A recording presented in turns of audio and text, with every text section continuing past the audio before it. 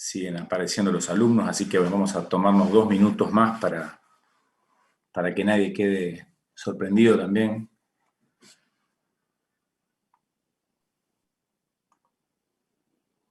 ¿Cómo están? ¿Tienen alguna duda en estos primeros minutos antes de comenzar? Somos cerca, buen día, cerca de 200 alumnos generalmente o más, por eso... Sí, tengo contacto permanente con Humberto y sigo está también, bien. gracias Eve, sigo la materia y te agradezco el dato. Está bien, bueno, ¿no? Porque por ahí siguen entrando y... No, sí, por eso, ahora ya está, y 5, ya comenzamos formalmente, de modo de no perder más minutos. Bien, gracias. Gracias, muy amable.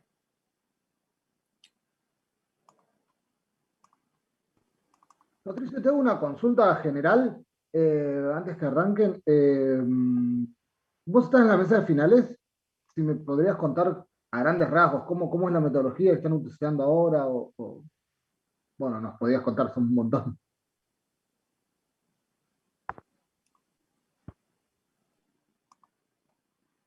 No sé quién me habló. ¿Fabián? Sí, Patricio, sí, Fabián. Fabián, mirá, este tipo de cuestiones capaz que no es el día para charlarlo porque hoy son muchos alumnos y prefiero abocarme a las cuestiones técnicas, que tengo bastante trabajo. Después cualquier cosa lo tendrías que hablar con los docentes que están a cargo de tu comisión, ¿sí? Dale, perfecto, no hay problema. No quiero hacerme cargo de una situación particular y en una clase que hay tantos alumnos, preferiría que lo canalices con los profesores que tenés en la materia. Bien, les reitero entonces, porque se siguieron agregando, mi nombre es Patricio Bazán y bueno, hoy voy a estar a cargo de la clase en la cual vamos a ver lo que son las facultades de fiscalización que tiene la FIP. Por eso reitero el agradecimiento a Humberto, que me confió la posibilidad de estar hoy con ustedes. Ustedes ya saben, o por lo menos ya han visto, que en el orden nacional rige la ley 11.683, que en su artículo 112 cita taxativamente a un montón de los impuestos a los cuales le es aplicable, más allá de que hay algunos impuestos particulares, como el impuesto sobre los bienes personales, que en su propio marco normativo también extiende la aplicación de esta ley de procedimiento, ¿sí? Y también como introducción, ¿dónde estamos parados, no? De acuerdo a esta norma, rige el principio de autodeterminación tributaria, ¿sí? Repasando qué significa esto. Bueno, que es el propio contribuyente el que presenta la declaración jurada, ¿sí? Nosotros vimos que estas declaraciones juradas, a grandes rasgos, tienen distintas clasificaciones y tipos. En general pueden ser determinativas, son las que justamente, valga la redundancia, determinan tributo, son sustantivas, y pueden también ser informativas, ¿sí? Es cuando el fisco requiere determinada información. Ustedes también saben que en general pueden ser espontáneas o a requerimiento. Entonces, cuando uno piensa una declaración jurada determinativa a requerimiento, en general uno tendría que pensar que, bueno, o es una declaración jurada original, que se omitió la presentación, o que el fisco tiene elementos de juicio por los cuales estaría en condiciones de impugnar la declaración jurada presentada originalmente. En definitiva,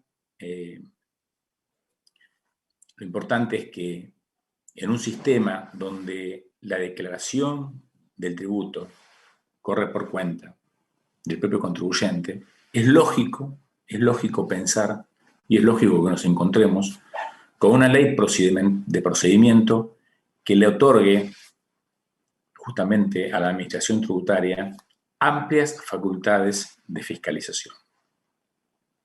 Ustedes saben que la ley le reserva a la Administración la facultad de corroborar esas declaraciones juradas, ¿sí? Y eventualmente impugnarlas a través del procedimiento de determinación de oficio. Bien, hasta ahí lo que ustedes ya vieron, el material que ya está disponible en el campus. Les hago un comentario. Nosotros nos vamos a ayudar con este material. Tiene la característica de ser solamente lineamientos de filminas, con lo cual no se preocupen por tomar nota de lo que ven en pantalla, porque yo se los voy a compartir, se los voy a pasar a Jimena para que lo suba a la U24. Así que les recomiendo para el estudio después de esta temática, sí, leer en profundidad los distintos artículos que vamos a ir citando y la mayoría de los cuales están citados en las propias filminas, ¿sí? Bien. Ustedes saben que, en definitiva, más allá de que el sistema sea de autodeterminación, ¿sí? Y comprenden, ¿no? Esto es sencillo, o sea, cualquiera ha recibido en su casa, seguramente alguna vez, la boleta, como lo llamamos, de la patente o del impuesto inmobiliario, que son impuestos provinciales, donde el propio documento que se recibe ya consigna, identifica el bien, la base imponible, la alícuota y el monto a pagar, y la fecha de vencimiento. Eso es liquidación administrativa, ¿sí? En este caso, cuando hay una declaración jurada que la presenta el contribuyente, lo importante es recordar que la declaración jurada no tiene eficacia constitutiva, ¿sí? Profe, disculpe, O sea, sí.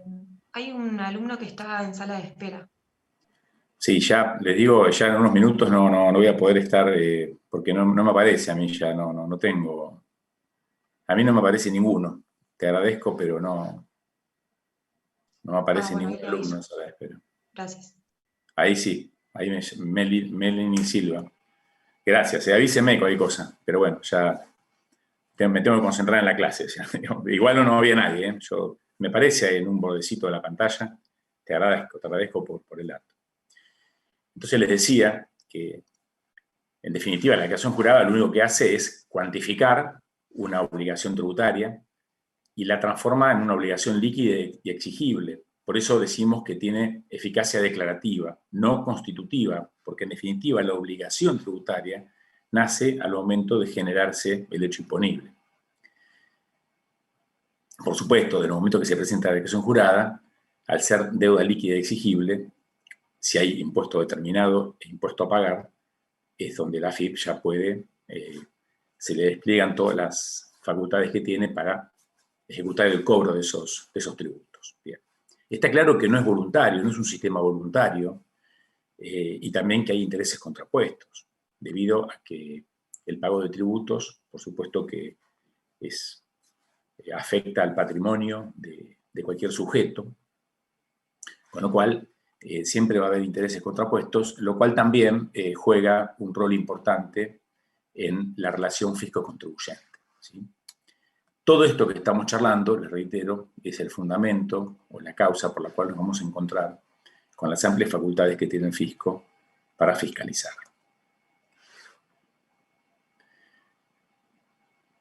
La ley de procedimiento, entre sus distintos ordenamientos que tiene, le deja al contribuyente la carga, la obligación de tolerar, ¿sí? O sea que, en definitiva, todas estas facultades de fiscalización y verificación están sustentadas en una ley y, en definitiva, tienen carácter obligatorio para el contribuyente. Y se ha discutido mucho en la doctrina, tanto nacional como internacional, el tema del famoso Estatuto del Contribuyente. No sé si lo escucharon nombrar alguna vez. El estatuto del contribuyente refiere a un conjunto de normas las cuales uno podría comprar el librito o el manual y tener todo el compendio normativo que regula esa relación que estamos charlando fisco-contribuyente. En España hubo una experiencia, en una época, hace unos años, que en su ley de procedimientos se había insertado un capítulo especial que regía las relaciones fisco-contribuyente, ellos lo habían llamado Estatuto del Contribuyente. Bueno, después eso perdió eficacia. Y en definitiva, nosotros, por supuesto que en todo país hay un Estatuto del Contribuyente, pero de alguna manera no está en una sola regla.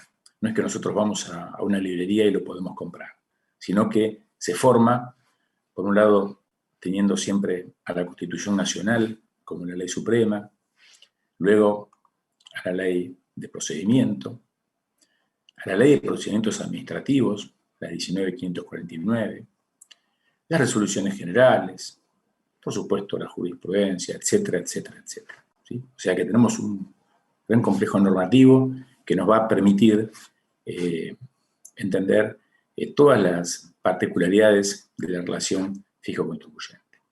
Y acá también es importante entender que la administración tributaria tiene una doble misión en su quehacer diario, ¿no? Debe asegurar en forma simultánea tanto la renta fiscal, que es lo que va a permitir el funcionamiento del Estado, el financiar todas las actividades y obligaciones que tiene el Estado.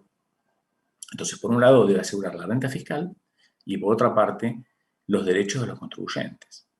Y ambas tareas deben ser en forma simultánea y encontrando un equilibrio.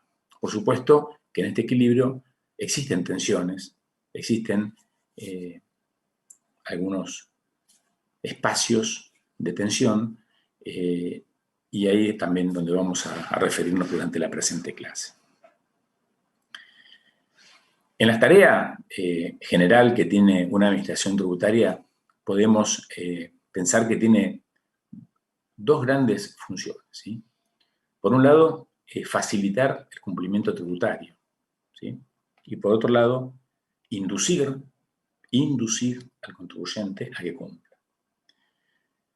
Toda la primera parte de la facilitación del cumplimiento, esa parte nosotros no la vamos a ver, no es un tema que nos ocupe en la clase de hoy, pero sí se los quería comentar, porque si ustedes conocen la página de la AFIP, esto también es trasladable, estamos hablando en el orden nacional, pero muchos de los conceptos, la mayoría, son trasladables al ámbito provincial, al ámbito municipal e incluso a ámbitos internacionales, ¿no? Son conceptos generales. Entonces, ustedes van a ver que en general en cualquier administración tributaria, específicamente en la AFIP, si ustedes se meten y ingresan a su página web, van a ver que hay un montón de links y de propuestas, ABC de preguntas, hay un montón de distinta biblioteca electrónica. Se generan espacios de monotributo, de ganancias personas físicas. Bueno, o sea, ahí está donde la administración tributaria intenta facilitar el cumplimiento. O sea, que el contribuyente tenga todos los conocimientos previos a presentar la declaración jurada y también que en el momento en que tenga que hacer la presentación sea un procedimiento sencillo, que el aplicativo funcione, que no se cuelgue, que sea predictivo y que no genere mayores inconvenientes. Por supuesto que muchas veces falla, de hecho el año pasado hubo varias veces que durante algunos momentos de vencimiento las cuestiones fallaron, con lo cual, pero esa cuestión no nos vamos a meter nosotros, solamente quería que lo sepan, que se lo lleven. Nosotros vamos a trabajar un poquito más hoy sobre lo que es la inducción al cumplimiento, ¿sí? Esto tiene que ver con lo que se conoce como esa percepción del riesgo, ¿sí? Es la percepción que tenga el contribuyente del riesgo. Está claro que esa percepción del riesgo va a estar dada en general por dos conceptos fundamentales, ¿sí? Uno es que exista una alta probabilidad de que se detecte al contribuyente que no cumpla o que cumpla parcialmente, ¿sí? Y a la vez que cualquier contribuyente que sea detectado en su incumplimiento, una vez detectado, sea obligado a cumplir correctamente con su obligación tributaria. Bien, esto es justamente de lo que más nos vamos a ocupar durante la clase de hoy. Y realmente, cualquiera de ustedes que tenga alguna experiencia o se encuentre informado sabrán que contra este principio fundamental chocamos con varios aspectos. Por un lado, con las moratorias, con los perdones fiscales, ¿sí? Porque justamente si hay muchos contribuyentes que perciben que sí, que puede ser que los detecten, pero como la justicia a veces, la etapa administrativa de discusión, la etapa judicial de discusión es lento, seguramente desde que detectan el cumplimiento el fisco hasta que sea obligado a cumplir, seguramente en el medio puede haber alguna moratoria, algún blanqueo, algún perdón fiscal. Entonces, por supuesto, por eso son tan criticadas esas leyes que permiten moratorias o blanqueos, porque atentan contra el cumplimiento voluntario de la administración, ¿sí? Y cualquier administración, su principal objetivo es lograr altos índices de cumplimiento voluntario. El otro aspecto también es la conciencia tributaria, ¿sí? La conciencia tributaria es la percepción que puede tener el ciudadano de que el impuesto que abona es dirigido por el fisco a cuestiones con las cuales está de acuerdo. Por ejemplo, ahí entran las cuestiones ideológicas. O sea, si ustedes saben que, bueno, nosotros no somos la excepción en el mundo, donde hay distintas visiones, entonces muchas veces cuando depende del tipo de gobierno que se encuentra al frente de un país, bueno, tiene una mayor, una inclinación a asignar sus gastos a determinadas partidas, que puede ser reforzar en defensa o beneficiar al empresariado o beneficiar a otros sectores. Bueno, entonces ahí es donde entra en juego la conciencia tributaria, que también es una cuestión bastante exógena a la administración tributaria y que tampoco va a estar dentro de las facultades que vamos a ver hoy, ¿sí? Cuando pensamos en la fiscalización, ¿qué es? Bueno, ustedes saben que los tributos, bueno, ustedes ya han visto al menos impuesto a las ganancias, seguramente bienes personales o lo van a ver. Ustedes saben que pueden ser tributos que sean de ejercicio, como impuesto a las ganancias, pueden ser más una fotografía. En definitiva, en un momento determinado se concreta el hecho imponible, ¿sí? Pongamos de ejemplo el impuesto a las ganancias, ¿sí? El periodo que cerró en diciembre del 2020, ustedes saben que en este mes estarían venciendo las declaraciones juradas. Entonces, bueno, cuando pensamos en una fiscalización, nosotros podemos pensar las podemos analizar desde muchos puntos de vista, ¿sí? Entonces, por un lado, en la magnitud que tenga, ¿sí? Puede ser una verificación sencilla, donde se quiera controlar un aspecto formal, una factura, un contrato, algo muy puntual, que el fisco va, lo controla y se termina. Puede ser un asunto de preventiva, donde ya tiene más que ver no con controlar declaraciones juradas ya presentadas, sino con cuestiones, adelantar un poquito esa situación, por ejemplo, cuando hay controles de facturación, ¿sí? O sea, se controla la facturación que se está entregando en el día de hoy, supongamos. Entonces, por supuesto, que son operaciones que van a repercutir finalmente en los impuestos que se declaren cuando vayan venciendo los periodos fiscales, ¿sí?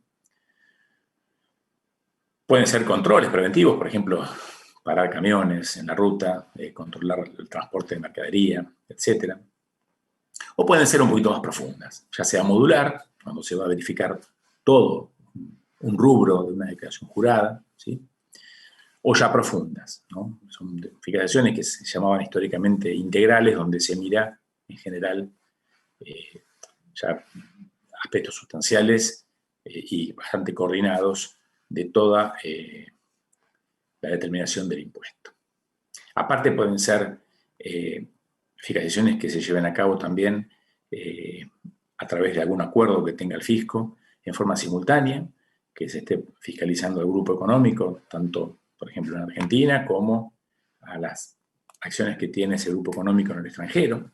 Por supuesto que un inspector de la AFIP de Argentina no tiene facultades para ir a otro país a hacer un requerimiento, a llevar a cabo, a desplegar ningún tipo de auditoría, con lo cual, en el caso de que quiera conocer las actividades de un contribuyente argentino en el exterior, bueno, debe contar con la colaboración del Estado extranjero, y eso debe estar normado en algún acuerdo, no solamente de intercambio de información, sino que muchas veces también hay acuerdos para llevar a cabo fiscalizaciones conjuntas, ¿sí? Y por último existe algo muy interesante que no quiero dejar de mencionarlo, que es la contraverificación, ¿sí? O sea, más allá de que los funcionarios que estén a cargo de la... Perdón, ¿se puso en pausa la... ¿Están mirando ustedes o...? Sí, Sí, se sí, ve. Patricio, sí se ve. Acá me dice que Sí. se puso en pausa la... Sí, profe, bárbaro. ¿Se ve bien? Bien, gracias. Y la última es la contraverificación. Esto es muy importante, les decía, porque esto tiene que ver con el control que hace el propio organismo a los funcionarios que actuaron. Entonces siempre tengan presente que, más allá del resultado de la inspección, que ustedes pueden convencer el día de mañana cuando sean asesores, pueden convencer al funcionario que les tocó, pero bueno, eso puede ser objeto de una auditoría interna, donde está previsto también que haya una contraverificación, o sea que es otro funcionario independiente, y generalmente de otra área, vuelve a hacer la misma verificación, porque en definitiva está reverificando la situación, porque en definitiva también se está viendo el accionar del funcionario, ¿sí? Este es un poquito el esquema general con lo que se pueden encontrar. Acá un tema importante. Pensemos que los controles, y los controles que vamos a ver a continuación, pueden ser ex ante, o sea, como charlábamos hoy, podemos ir a verificar un control de facturación, por supuesto. En ese caso se está verificando antes de que se haya, por ejemplo, que haya cerrado el periodo fiscal y antes de que el contribuyente haya declarado, por ejemplo, en ganancias sus ingresos. Pero sin embargo, hay controles que son anteriores, ¿sí?, a la presentación de la declaración jurada, e incluso anteriores o casi simultáneos con el nacimiento de algún hecho imponible. Hay algunos que son en forma simultánea, como por ejemplo los controles que se hacen en la aduana, los controles de ingreso de mercadería, ¿no?, que en el momento que están haciendo el hecho imponible está el ojo del fisco, ya puede ser la DGI, puede ser la aduana, observando en ese momento que nace el hecho imponible la situación, o pueden ser fiscalizaciones ex post, o sea, se presenta la declaración jurada y automáticamente nace la facultad del fisco para verificar esa declaración jurada y para corroborar todos los elementos que permitan crear un criterio fiscal y determinar si esa declaración jurada es correcta o no. ¿Ya vieron determinación de oficio? No, la próxima clase, profe. Bueno, perfecto. Entonces, perfecto, vamos muy bien. Cuando vean determinación de oficio, van a ver que todo ese proceso, para poder llevarse a cabo, el fisco necesita previamente, en general, necesita la convicción fiscal de cuál es la materia imponible, y para ello necesita una inspección o necesita una fiscalización, alguna forma de contar con los elementos de juicio pertinentes para impugnar la declaración jurada y llevar a cabo la determinación de oficio. Con lo cual, este es el eslabón necesario para poder llevar a cabo, si fuera necesario, una determinación de oficio, que es cuando se impugna la declaración jurada presentada por los contribuyentes. Bien, ¿alguna duda hasta acá? Bien. Les cuento, nosotros, si ustedes quieren ya tomar nota, lo que tendrían que tener bien presente es el artículo. Hay algunos aspectos que, bueno, no les queda lo que pudieron tomar nota, lo que yo les estoy contando, son más generales, pero lo que tendrían que tener presente es el artículo 33 hasta el artículo 37. El 37 no, pero bueno, ahí tengo, después del 36 hay varios agregados al 36, así que, para decirlo formalmente, sería el capítulo 5 de la ley de procedimiento, ¿sí? Porque ya en el artículo 37 empieza el capítulo 6. Esos serían los artículos que están involucrados, ¿sí? Este esquema que yo les voy a presentar hoy, es que lo que le voy a pasar a Jimena para que lo suba, lo tengo pensado no en el orden específico de la norma, sino que yo tengo preparado un esquema que tiene más en cuenta por 4 tipos de medidas que nos vamos a encontrar en este capítulo, ¿sí? Algunos deberes formales, que generalmente uno los entiende como que son previos al inicio de la inspección, ¿sí? Son deberes formales que el contribuyente debe llevar adelante de manera que el fisco, que la AFIP, cuando llega al contribuyente a hacer una inspección, se encuentre con algo ordenado, se encuentre con que tiene libros, con que emite facturas, con que hizo determinados aspectos que no se los quiero adelantar, ahora nos vamos a meter. Luego tenemos las facultades propiamente dichas que tiene el fisco durante una inspección, ¿sí? Que ahí lo vamos a encontrar en el artículo 35, los primeros 3 incisos. Vamos a ver algunos requerimientos especiales que también le delega el legislador. Y por último, algunas medidas preventivas que también están previstas en este capítulo 5 de la ley.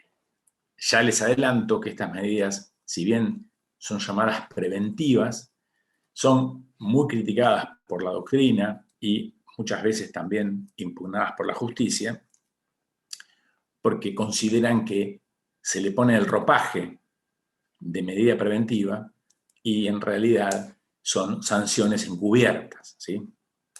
Ustedes saben que en materia sancionatoria rigen todos los principios del derecho penal, con lo cual si uno hace una clausura, por ejemplo, es una sanción, se le debe dar al contribuyente el derecho de defensa previo a la medida.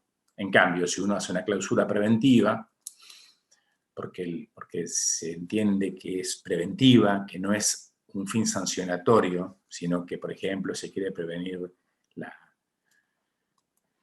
que haya competencia desleal, porque hay un contribuyente que está vendiendo sin factura o lo que sea. Bueno, entonces, con ese tipo de artilugios o razonamientos, se le dicen legalmente medidas preventivas. Bueno, entonces ahí está nuevamente una tensión entre lo que dice la norma y los efectos reales que tiene sobre el contribuyente. Por eso la justicia en más de una vez ha fallado y ha impugnado algunas de estas medidas que vamos a charlar, ¿sí? Bien. Con respecto a los deberes formales, bien. Por un lado, esto lo encontramos en el artículo 33, ¿sí? De la ley. Fíjense que cuando vean, siempre miren la última versión, ¿sí? Porque tuvo algunos cambios a fines del 2017, así que es importante para que se encuentren con la norma como está vigente actualmente. Uno de esos deberes es, un poquito yo se los comentaba hace unos minutos, es el registro de las operaciones, ¿sí? Esto tiene que ver con que, bueno, este artículo tiene, este inciso, digamos, tiene varias partes. Yo se los quiero resumir, quiero hacerles algún análisis. Eso tiene que ver con, por un lado, que es una regla general, ¿no? Para todos los contribuyentes, aunque en ese primer párrafo, de alguna manera, exime, ¿sí?, a los sujetos que ya llevan, que están matriculados a las sociedades, que ya llevan sus registros, por ser sociedades comerciales, ¿no? Siempre y cuando las registraciones que llevan sean de utilidad a los efectos que requiere la FIP. Pero luego hay una cláusula ya más general, en el tercer párrafo, donde me habla de que todas las personas, o sea, me habla de que siempre que haya una actividad retribuida, ¿sí?, siempre que haya cualquier tipo de actividad retribuida, o sea, no a título gratuito, ¿no? Tiene que ser retribuida, y exceptúa, saca de foco a lo que es relación de dependencia, se deben llevar registraciones de las operaciones que se vinculen a materia imponible, ¿sí? Por supuesto, si un sujeto hace una operación de venta, por ejemplo, quien les habla, se me puso viejo el celular y se lo vende a un amigo, esa actividad es retribuida, pero no está vinculada a materia imponible porque no sería una operación grabada en cabeza del sujeto que la está llevando a cabo, con lo cual esa operación estaría por afuera, ¿no? Por eso habla de que son todas las personas sin excepción, que la actividad debe ser retribuida, exime lo que es relación de dependencia y se deben registrar todas las operaciones que tengan vinculación con materia imponible, ¿sí? Esto es, dicho de otro modo, llevar libros, ¿sí? Bien. Acá es importante que recuerden, si no que lo tengan, que siempre que hablamos de libros, recuerden que los libros van a dar fe de las operaciones, siempre y cuando, por supuesto, el contribuyente tenga y conserve toda la documentación que da respaldo a los asientos, ¿no? O sea, la validez de los asientos va a estar supeditada a que tengan documentación respaldatoria. Como comentario al respecto también les quiero contar que, bueno, actualmente a partir de la Resolución General 4597, les recomiendo que la lean también como parte de la lectura, ¿no? Para la materia, instaló lo que es la registración electrónica, ¿sí?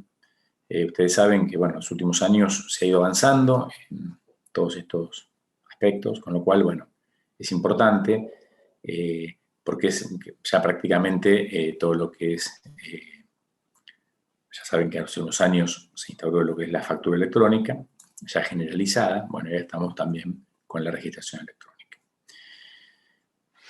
Y en este tema de registrar hay sujetos eximidos, ¿sí? Bien.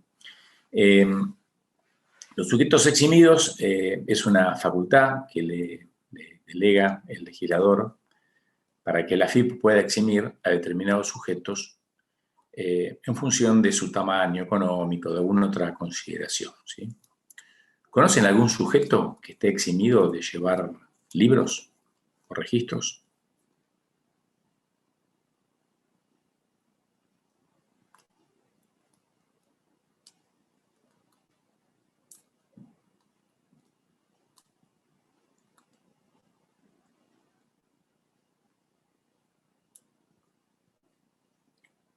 ¿No?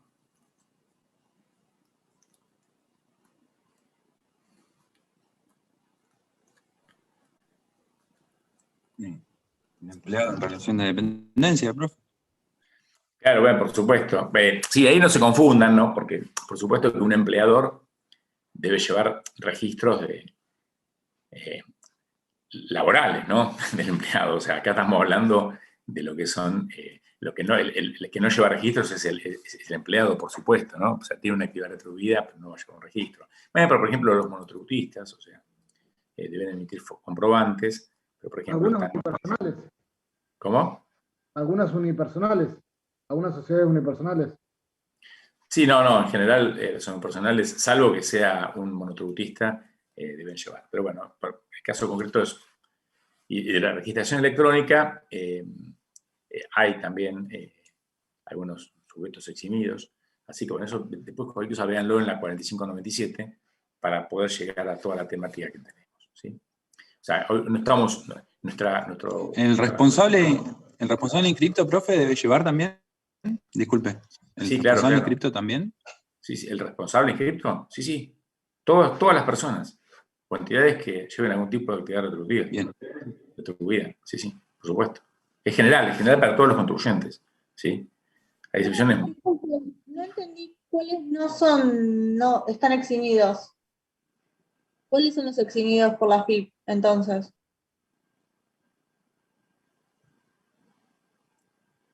Te vuelvo a repetir.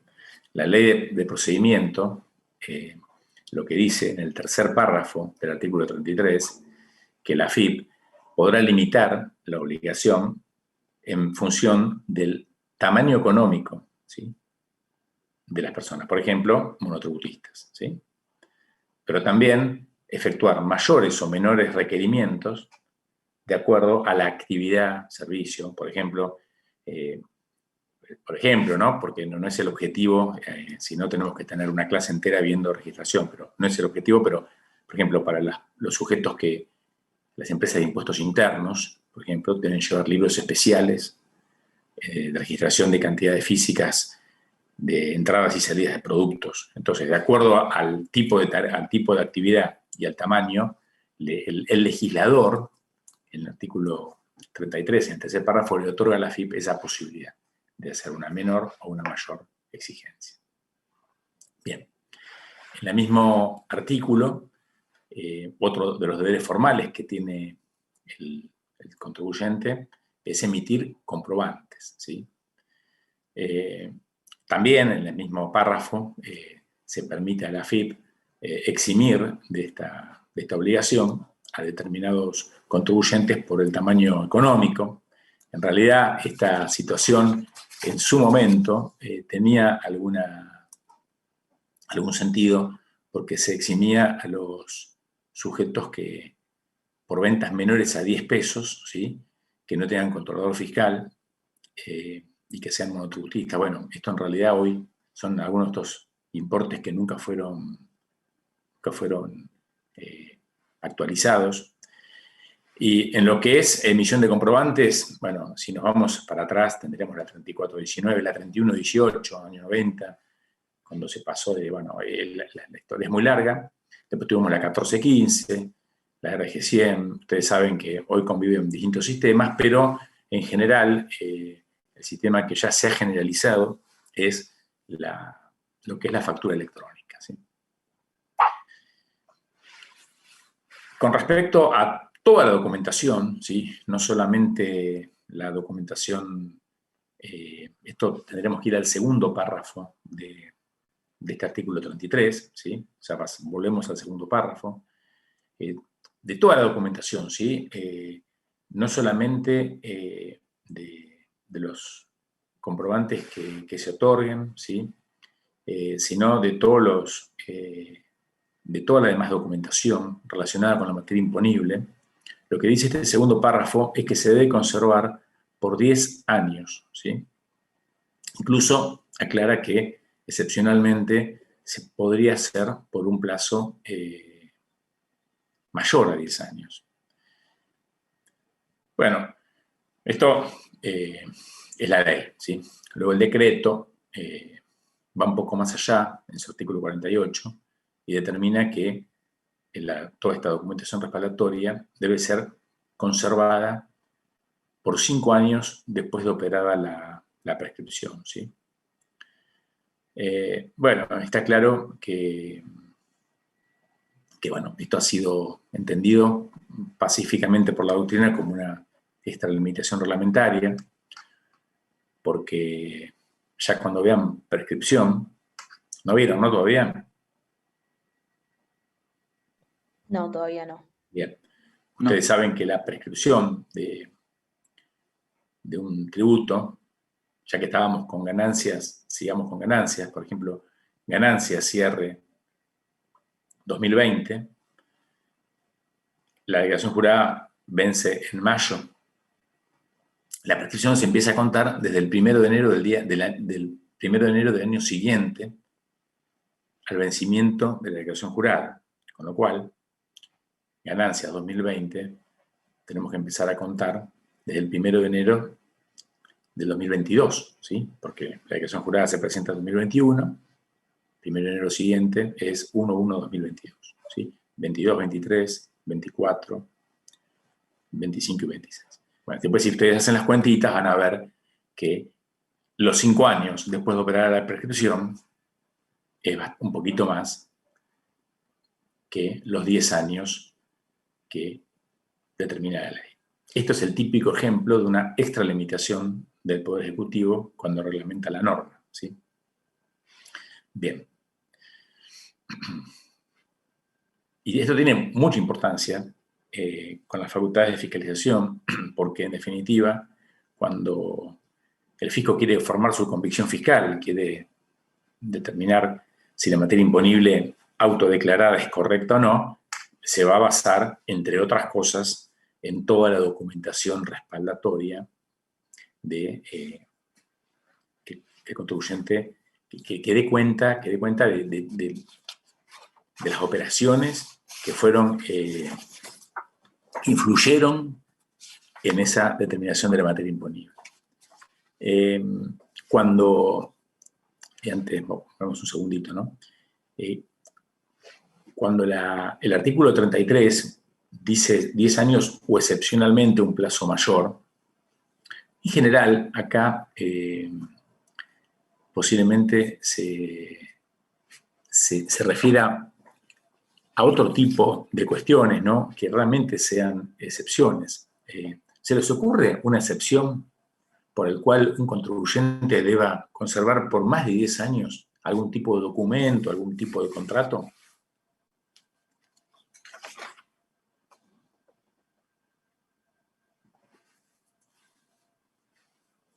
Las registraciones laborales se tienen que guardar más tiempo, ¿no? Sí, pero esto es por la ley laboral, ¿sí? Esto sería otra cuestión, digamos que esto sería la ley laboral, ¿sí? Igual, digamos, acá estamos viendo en esto de que nos estamos refiriendo específicamente a lo que son las registraciones impositivas, ¿sí? El legislador dice 10 años o excepcionalmente un plazo mayor. Bueno, si se les ocurre algún caso por el cual ese plazo puede llegar a ser mayor.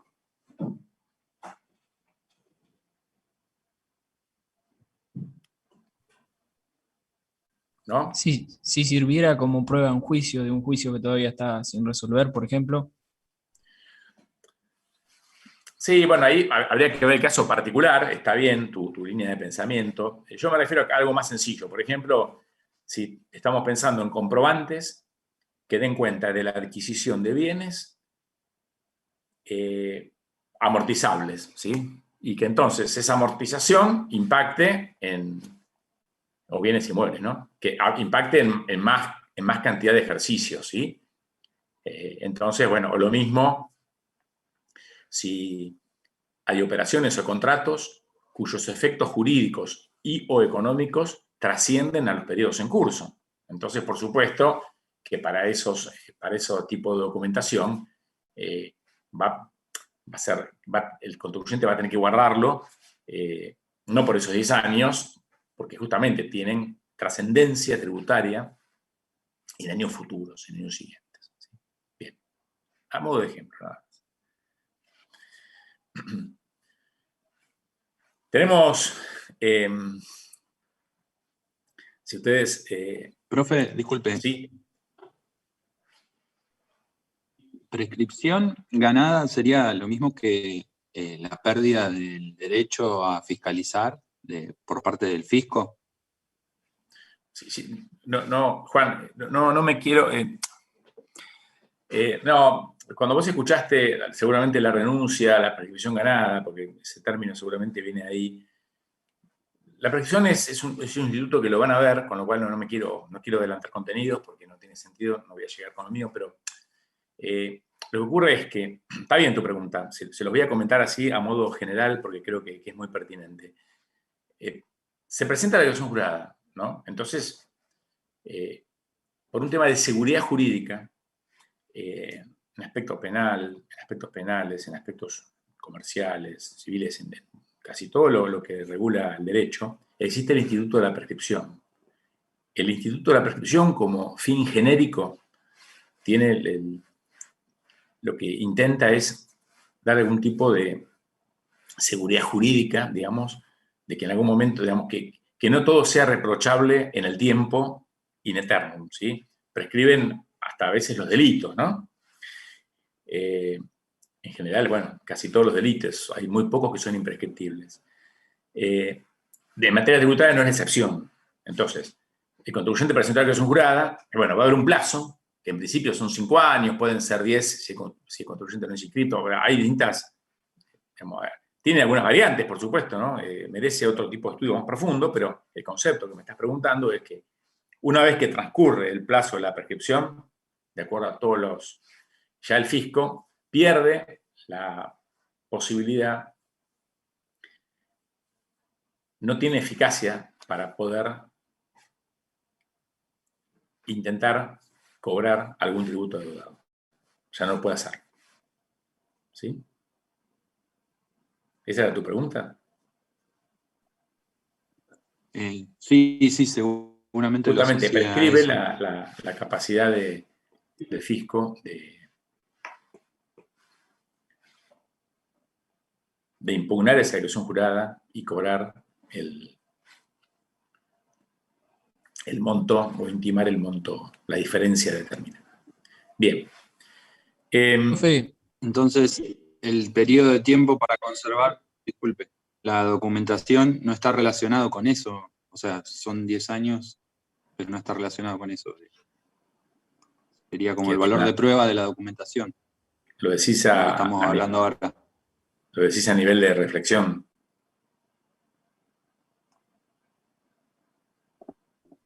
Claro, sí.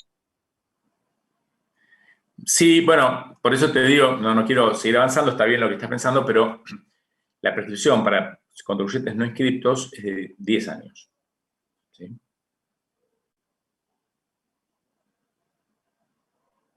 ¿Sí? Gracias. Y te voy a hacer otra, vamos también, ya veo tu dinámica de tu pensamiento y me alegra que te hayas enganchado y les cuento a todos.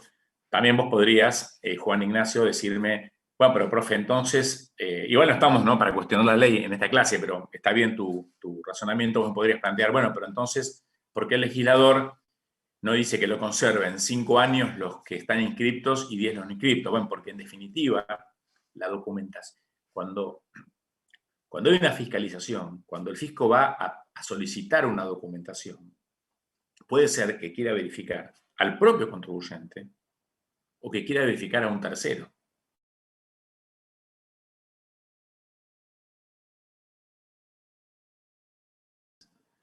Supongamos que es mayorista de venta de gaseosas, posiblemente esté destinada a inspeccionar a SANS, pero también puede ser que esté destinado a inspeccionar a un proveedor o a un cliente.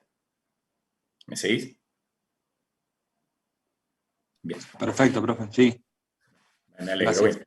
Luego, para ir concluyendo con los deberes formales, tenemos la obligación de los contribuyentes de constatar la validez de los comprobantes recibidos. Bueno, esto es muy interesante porque, digamos, bueno, ustedes saben que esta facultad, ¿qué pasa acá? Bueno, el contribuyente debe corroborar en línea que el comprobante sea válido. Eso tenía mucho sentido cuando los comprobantes eran en papel, ¿no? Hoy en día, que se recibe factura electrónica, la verdad que, bueno, sigue siendo una obligación, pero como que pierde un poco de eficacia. Acá, dos cuestiones, ¿no? O sea, si no se cumple con esta... Acá les saco una aclaración, dice artículo agregado a continuación del artículo, no es 3, discúlpeme, es 33, ¿sí? Digo, yo profe, antes de pasárselo a Jimena, lo voy a corregir. Esto está en el artículo agregado a continuación del artículo 33, ¿sí? Bien. Profe. Perdón, discúlpeme. Estamos viendo otra filmina nosotros.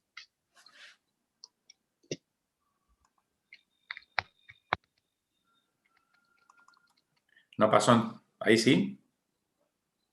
Ahí sí, gracias. ¿Que se había quedado en esta? En la de fiscalización se había quedado. En la número 5. Me hubieran dicho. ¿No vieron todas estas? No. Bueno, no importa. Profe, disculpe, hay un compañero en sala de espera.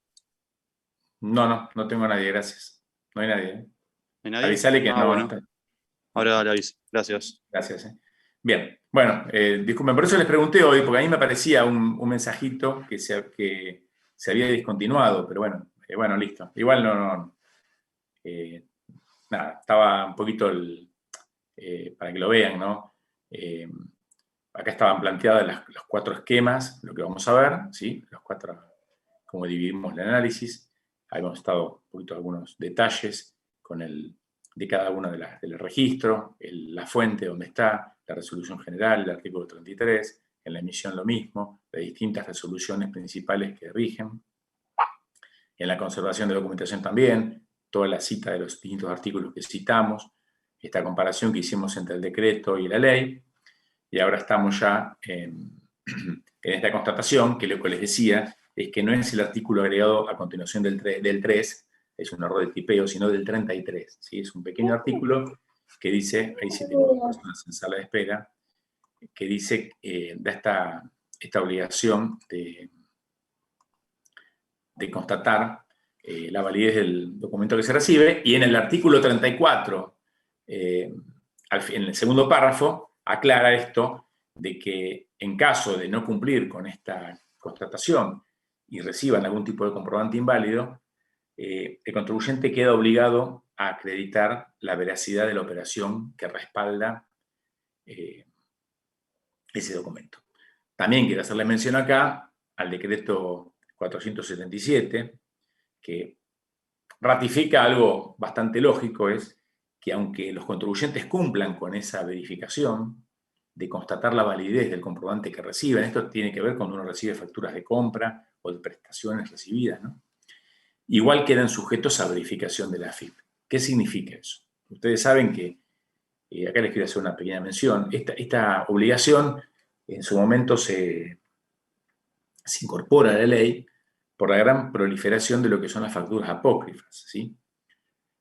Ustedes saben que las facturas apócrifas son facturas que formalmente cumplen con todos los requisitos, con todos, pero que tienen una falsedad intelectual, ¿sí? O sea, son facturas que, por ejemplo, les hago un comentario sencillo.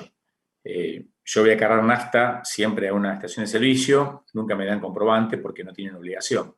Si después le hacen un comprobante formal a un sujeto, a una constructora, a una empresa vial, que en realidad no compró todos esos litros de nafta, entonces las facturas formalmente existen, cumple con todos los requisitos, ¿sí? Cumple con el CAI, con la autorización de la AFIP, todo, pero si después la AFIP constata que ese gasto o esa compra no fue realizada realmente por el sujeto, bueno, por supuesto que son constataciones de hecho y prueba, entonces, aunque el contribuyente haya hecho la constatación de la validez formal, por supuesto, no obsta que la AFIP tiene las facultades para después verificar la validez intelectual de esa factura.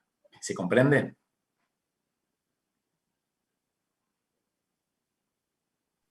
Sí, sí. Sí, profe. Perfecto. Sí, profe. Bien.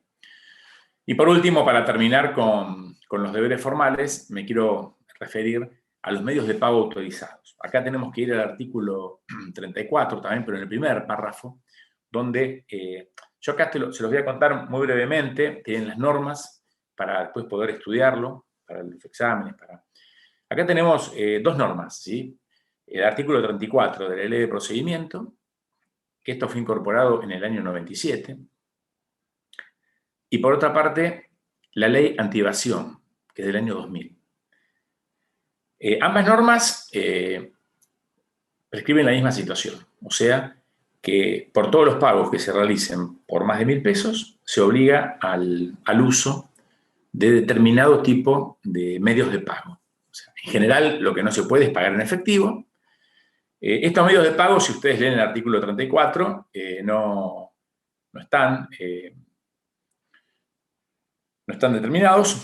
Luego hay una resolución general de la AFIP del año 2003 que remite a los medios de pago que se encuentran taxativamente enumerados en el artículo 1 de esta ley antievasión que les acabo de mencionar, ¿sí? Esto está todo anotado para que lo puedan chequear.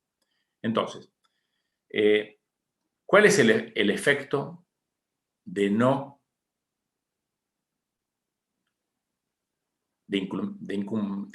cumplir con eso? O sea, pagar algo en efectivo, ¿sí? pagar una compra en efectivo, supongamos, ¿sí? Mayor a 1.000 pesos para una empresa. ¿Cuál es el resultado? ¿Cuál es el efecto tributario? Bueno, fíjense que en el primer párrafo del artículo, yo siempre les recomiendo, no sé, por lo menos en esta clase, el que pueda, lo tenga a mano, siempre tener la ley de procedimiento a mano, porque así pueden ir chequeando y saben bien lo que después tienen que estudiar. En el artículo 34, ya en el primer párrafo, dice, in fine, que quien no cumpla con esa obligación queda obligado a acreditar la veracidad de las operaciones para poder computar todos los créditos fiscales, la compra, todo lo que sea a su favor para la determinación de cualquiera de los tributos involucrados. En ganancias el gasto, en IVA el crédito fiscal, etc. Bueno, hasta ahí no habría un mayor problema. Ahora, por otra parte, eso fue, acuérdense, año 97. En el 2000, la ley de antievasión repite la fórmula de obligar al uso de medios de pago, pero lo que cambia es que no admite prueba en contrario. Entonces, bueno, esto fue un tema muy discutido. Yo quiero que lo sepan, que conozcan. Se discutió porque había dos normas nacionales, una específica, pero la otra posterior. Bueno, se discutieron muchos aspectos porque una admitía prueba en contrario y la otra no. ¿Sí? ¿Quién empezó a hacer la FIP? Bueno, cuando detectaba que un contribuyente había pagado una factura en efectivo o con cheques de tercero, bueno, con ninguna de las formas autorizadas, automáticamente impugnaba el gasto en ganancias e impugnaba el crédito fiscal en el IVA. Esto, por supuesto, fue a la justicia, hubo un montón de fallos, porque el contribuyente que decía, no, la ley de procedimiento me permite prueba en contrario, y el fisco decía, no, pero la ley de antievasión no admite prueba en contrario. Bueno, esto se terminó zanjando,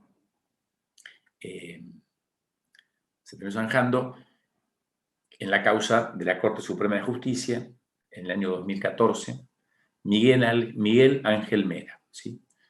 ¿Qué decretó la Corte? La inconstitucionalidad de ese artículo segundo de la ley de antievasión, porque en definitiva no admitía la prueba en contrario. Entonces la Corte dijo que privaba que se puedan computar operaciones reales en caso de que se acredite la veracidad de la operación para determinar la base imponible, ¿sí? Dijo que no tenía razonabilidad y que en definitiva por aspectos formales, que era pagar con un medio de pago autorizado o no, se prescindía de la real capacidad contributiva que debía determinar el tributo del sujeto. O sea, es muy interesante este fallo, se lo recomiendo, porque realmente los acerca a muchos de los conceptos, especialmente que deben respetar las normas tributarias, ¿sí? Y especialmente todo lo atinente a que la medida de la capacidad contributiva sea razonable, justa, etc. Bien, entonces, en definitiva, un aspecto formal o esa ficción legal no podía prohibir el cómputo de los créditos fiscales o de los gastos involucrados en las facturas pagadas, siempre y cuando el contribuyente, por supuesto, acredite la veracidad de la operación, ¿sí? O sea que lo único que se mantiene es la vigencia del artículo 34 de la ley de procedimiento. Por supuesto que en nuestro país las sentencias de la Corte son solamente para el caso particular que fue la justicia, o sea que no hubiera tenido trascendencia para el resto de los contribuyentes, pero la AFIP rápidamente sacó algunas normativas internas para adecuar sus procedimientos y sus inspecciones al criterio de la Corte en la causa Mera, ¿sí? Lo cual fue bastante razonable. Bien. Ahora vamos a ver el segundo de los aspectos que tenemos acá, ¿no? ¿Sí? Ya vimos los deberes formales, las facultades durante una inspección, ¿sí? Bien. Durante una inspección, bueno, sencillamente acá se tienen que trasladar al artículo 35, incisos A, B y C, ¿sí? Ustedes van a ver que, bueno, es muy sencillo. Yo les voy a contar algunas cuestiones, algunos secretos del oficio, algunas cuestiones particulares de cómo es esto, cómo sucede realmente en la cancha. Por un lado, solicitar información, ¿sí? Este inciso A me dice que, bueno, se le puede solicitar al contribuyente, a un tercero o a cualquier otro responsable. Acá Juan, era donde yo te contaba hoy, hace unos minutos, que en definitiva, en ese plazo de 10 años, se le puede solicitar documentación al contribuyente A por una inspección que se está llevando a cabo al contribuyente B, ¿sí? Eso sería información de terceros, ¿sí? Y eso es la carga tributaria. Esa carga, vieron que teníamos carga de tolerar, que les hablaba hoy, bueno, justamente, el contribuyente A que cumple con todo, que no tiene ni, es puntilloso, cumple absolutamente con todo, si viene un requerimiento y le pide información, aunque no sea para verificar su propia materia imponible, tiene la carga de tolerar y brindarle a la AFIP toda la información, porque la AFIP en definitiva la está utilizando para una inspección de un tercero, de un cliente, de un proveedor, etc. Bien. Otro de los aspectos que determina es que esto se puede contestar por escrito o verbalmente. ¿Cómo es en la realidad? Bueno, esto estamos siempre dentro de una orden de intervención. Si yo en unos minutos les voy a contar algunos aspectos de la orden de intervención, pero primero quiero ir a las facultades. Bueno, se deja un requerimiento, el requerimiento debe ser escrito, ¿sí? Se le da un contribuyente, puede, por supuesto, contestar dentro de ese plazo, podría hacerlo si quiere el mismo día que el inspector se presenta, en caso que se presente. Hoy todos los requerimientos se están haciendo a través de los sistemas electrónicos. Con el tema de la pandemia, prácticamente no hay contacto físico contribuyente. Todo se está haciendo por notificación electrónica. Y se le da un plazo. Acá una gran discusión, lo que dice este inciso A, que el plazo debe ser prudencial, ¿sí? Dice en atención al domicilio del responsable, ¿sí? Esto está claro que es una norma bastante antigua que no ha sido modificada. Bueno, la gran pregunta, por supuesto que muchos no se la hacen, ¿no?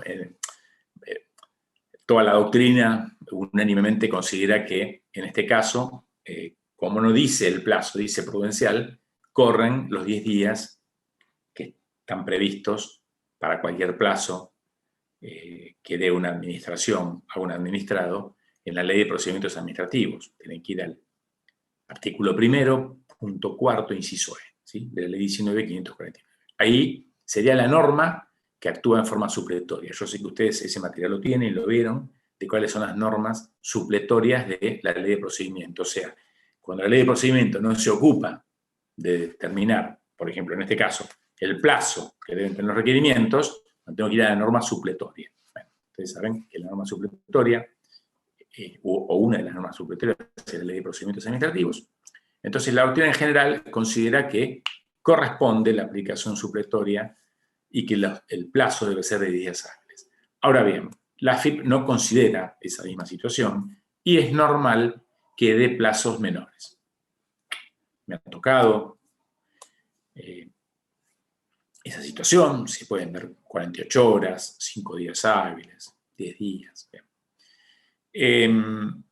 Bueno, después el contribuyente tiene dos opciones: cumple o no cumple, o pide plazo. Bueno, o cumple parcialmente y pide plazo. O sea, puede cumplir todo, cumplir parcialmente y pedir plazo por el resto, no cumplir y pedir plazo, o directamente hacer caso omiso. Bueno, por supuesto, el fisco, una vez que...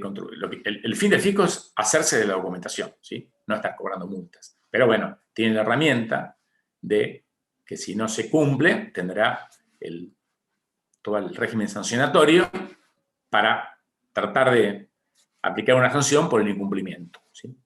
Y ahí, cuando se discute la sanción, se discutirá si el plazo fue razonable, si correspondía al plazo de la Ley 19.549. Es una cuestión, no se puede impugnar un requerimiento, ¿sí? O sea, son actos preparatorios, ¿sí? Son actos preparatorios, no definitivos, son actos que no son impugnables. O sea, el requerimiento se cumple o no se cumple, o el abanico de posibilidades intermedias que les conté. Y si no se cumple, el fisco podrá reiterarlo, podrá intentar una una sanción administrativa. Por supuesto que el contribuyente tiene todo el derecho de defensa. Y eventualmente, en el marco del análisis de esa sanción, se va a ventilar cualquier irregularidad, cualquier extralimitación que haya tenido el fisco, ¿sí? No solamente en cuanto al plazo dado, sino también si se están solicitando, por ejemplo, información que no tenga trascendencia tributaria. Ustedes saben que la información que el fisco puede solicitar es toda la documentación, información que tenga trascendencia tributaria, ¿sí? Entonces, ya sea que no se cumpla el límite, que el plazo no sea razonable, o para la doctrina que no sean los 10 días hábiles de la ley de procedimientos administrativos, ya sea que el interrogatorio supere los límites constitucionales, vulnere el principio de intimidad, se estén pidiendo datos sin trascendencia tributaria, todo eso se discute. El contribuyente tiene derecho de no aportarlo, y luego si el fisco insiste y quiere sancionarlo por eso, bueno, son cuestiones que se van a ventilar durante el sumario que se abra. Por eso el fisco tiene una discrecionalidad en el interrogatorio. Es discrecional, o sea, el equipo que va a hacer la tarea determina el interrogatorio. Es una actividad discrecional de la FIP, pero con límites, ¿sí? Los límites no vulnerar ningún principio constitucional. Y tampoco legal, por supuesto. Bien. La otra facultad es solicitud de documentación. O sea, hoy pedíamos datos, información. Bueno, acá está en el inciso B. Varios de los aspectos que charlé para el inciso anterior corren, especialmente con el tema de los plazos, ¿sí? Bueno, por supuesto que la norma dice, si ustedes lo leen, van a ver que dice exigir de los responsables la presentación de todos los comprobantes. Ojo, ojo. Exigir, dice el legislador, el fisco no lo puede exigir en términos coactivos, ¿sí? O sea, por supuesto, tiene la facultad, hace el requerimiento y después no es que el inspector entra y exige y se lo lleva, no puede. No puede hacer un requerimiento y si el contribuyente se lo entrega voluntariamente, se lo lleva. Si el contribuyente no contesta el requerimiento, no aporta el documento, o dice que no lo tiene, que no lo encuentra, o incluso lo manda a un galpón lleno de documentación, toda desordenada, y le dice, bueno, búsquelo, ¿no? Bueno, entonces ahí entra el artículo 49 del decreto, artículo 49, que configura y define lo que es la resistencia pasiva, ¿sí? Bueno, la documentación debe estar ordenada, debe ser, por supuesto, aportada, y además debe estar ordenada, clasificada, en la forma más adecuada para que el fiscalizador pueda llevar a cabo la tarea. En caso de no cumplirse con todo esto, va a ser una resistencia pasiva a la fiscalización, ¿sí? Un tema importante que yo lo comenté, pero lo quiero... Tanto en el inciso A, cuando la información se brinda en forma verbal, como cuando se da en forma escrita, o cuando se presenta algún comprobante, algún libro, cualquier tarea que lleve a cabo el inspector, todo esto tiene que quedar, la fiscalización es formal, ¿sí? Debe estar en un acta. Todo debe quedar en un acta. Entonces, si el contribuyente, supongamos que no estamos en la pandemia y hay contacto personal y responde verbalmente, el inspector tiene que ir tomando nota de todo en un acta, porque es formal y es escrito el procedimiento, ¿sí? Y lo mismo acá, cuando se van entregando las cosas, el contribuyente lo puede entregar por un formulario que se llama multinota y lo presenta, que se la recepciona a la FIP, o lo puede entregar al propio inspector en su domicilio fiscal, y el inspector, por supuesto, tiene que elaborar un acta recibiendo esa documentación, ¿sí? Todo escrito, y se va formando lo que es el legajo de inspección, ¿sí? El legajo de inspección, que es, una vez finalizado, es lo que va a servir como fundamento para formar la convicción fiscal de si hay ajuste o no, y eventualmente hacer una determinación de oficio. Bien, entonces, información, documentación, y bueno, yo ya se los adelantaba en el punto anterior, el inciso C es lo que me da la facultad para relevar esa documentación, ¿sí? O sea, examinar libros, papeles de trabajo, ¿sí? Y nuevamente en este inciso es donde se deja constancia de la necesidad de que todos esos relevamientos sean dados en las actas que labran los funcionarios y que deben ser firmadas tanto por el funcionario como por el contribuyente. Bueno, con la ley 27430, acuérdense, la ley del 29 de diciembre de 2017, hizo una pequeña modificación en este aspecto, donde dejó constancia que estas actas, sean o no firmadas por el interesado, van a considerarse que dan plena fe, por supuesto, mientras no se pruebe su falsedad, ¿sí? Hay un procedimiento judicial que se llama redargución de falsedad. O sea, el acta, por repetir, sea o no firmada por el contribuyente, da fe, ¿sí? Esto se incorpora en la última reforma. Un comentario antes de empezar con las medidas precautorias, y voy a acelerar un poco para llegar al contenido. Tengan en cuenta que la presencia del inspector que va a hacer la fiscalización en el domicilio siempre debe ser autorizada, ¿sí? O sea, no es que el inspector llega, se presenta, se debe identificar, debe pedir permiso. Hay un espacio público muchas veces, el lugar de atención al público, si estamos hablando de un comercio. Bueno, en ese espacio, por supuesto, puede entrar, sacar número o esperar a que lo atiendan, y en el momento que ya se presente, que lo atienden, en ese momento se debe identificar, debe contar sus fines, mostrar toda la documentación que acredite su credencial y la documentación que acredite la tarea que va a desarrollar, de acuerdo a lo que vamos a ver en unos minutos de la orden de intervención. Bien. Ahora tenemos algunos requerimientos especiales. Por un lado, el inspector, el supervisor, el funcionario de la FIP tiene la facultad de requerir el auxilio de la fuerza pública, ¿sí? Puede ir a la comisaría cercana al domicilio del contribuyente, esto está en el artículo 35, inciso D, y solicitar. La norma dice para hacer comparecer a los responsables. En realidad, bueno, principalmente esto se usa para la segunda de las hipótesis, que es para la ejecución de las órdenes de allanamiento, ¿sí? O sea, si el juez, por favor, la orden de allanamiento no la decide la FIP, ¿sí? Ahora vamos a ver que la puede proponer o la puede solicitar, pero el que determina la orden de allanamiento es el juez. Ahora, por supuesto que para llevar a cabo una orden de allanamiento, que es una medida excepcional, porque hay una protección del domicilio, en general, hay inviolabilidad del domicilio que cede ante una orden de allanamiento justificada y fundada de un juez.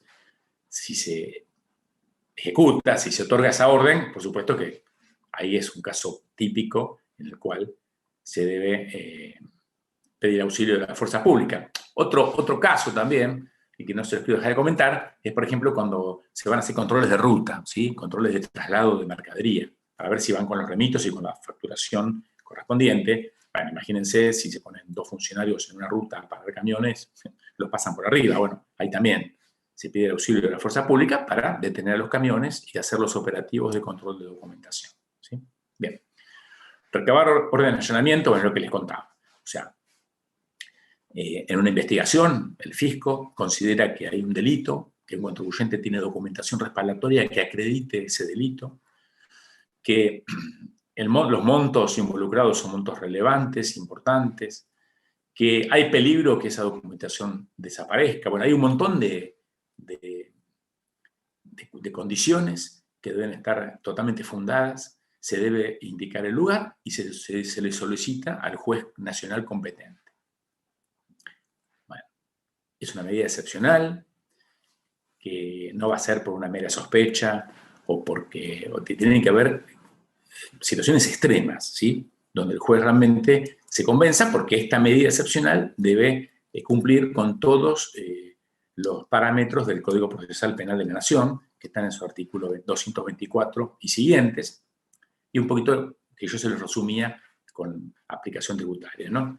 Que debe haber indicios importantes de que en el lugar que se propone el allanamiento existe documentación necesaria o que respalde algún tipo de delito tributario y a la vez que haya algún indicio de que hay que actuar en forma veloz y contundente, porque esa documentación hay riesgo de que desaparezca. Bueno, entonces, por favor, no se confundan. Si hay una inspección común, no es orden de allanamiento, es una inspección común. El inspector va, pide permiso, espera que lo dejen pasar. Si no lo dejan pasar, se vuelve a su casa. No tiene ninguna facultad de policía para entrar por la fuerza. Eso es lo común. Para casos excepcionales, donde el fisco considere que se dan todos estos elementos que les comenté, le puede pedir a un juez, y lo tiene que convencer con todos los elementos de juicio pertinentes, de que dicte un orden de allanamiento. Y el juez decidirá si la dicta o no. En ese caso, la fuerza pública del inciso A es donde también, lo que les comentaba hace unos minutos, que va a acompañar a los inspectores al allanamiento. Bien. Bien. Y vamos a ver ahora las medidas preventivas, ¿sí? Estas medidas preventivas, bueno, son lo que yo les contaba, ¿no? Es una sanción encubierta. Bueno, esta clausura preventiva ya tiene varios años. Ahí les dejo un fallo. Hay muchísimos, ¿no?, donde se ha declarado la inconstitucionalidad por ser inmediata. Si bien hay todo un procedimiento, léanlo tranquilos, el inciso F del artículo 35, tiene algunos requisitos, ¿no? Se deben constatar 2 o más hechos que estén dentro del artículo 40 de la ley de procedimiento. También, por favor, ese artículo 40, léanlo. Es no emitir factura, no llevar libros, transportar mercadería sin documentación, etcétera, ¿no? Los distintos hechos del artículo 40 que serían causales de clausura. Entonces, de clausura común, esta sería preventiva, ¿no? Esta no es una clase de sanciones, por eso voy rápido con esto. Entonces,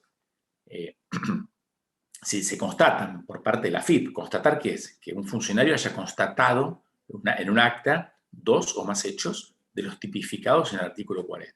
Ejemplo, repito, no emitir factura, no llevar registraciones, transportar mercadería sin factura, etc.